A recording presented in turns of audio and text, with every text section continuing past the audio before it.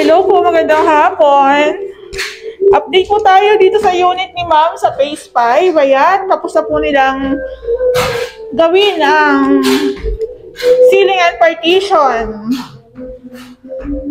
Ayan. So, okay na po siya. Nailagay na rin po namin yung mga accessories.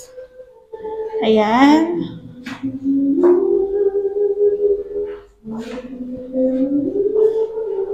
Ayan po, natapos lang ilagay din po yung dalawang pinto.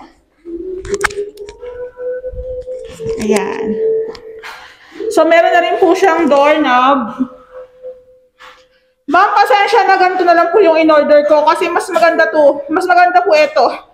Kesa po dun sa bilog. Mas maganda po yung lever type. Ayan. So, okay na yung ating pinto.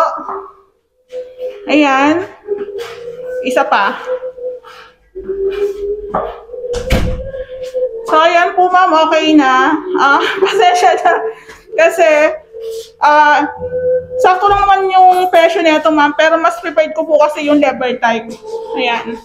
Mas bagay po siya. Ayan. Pwede na lipatan.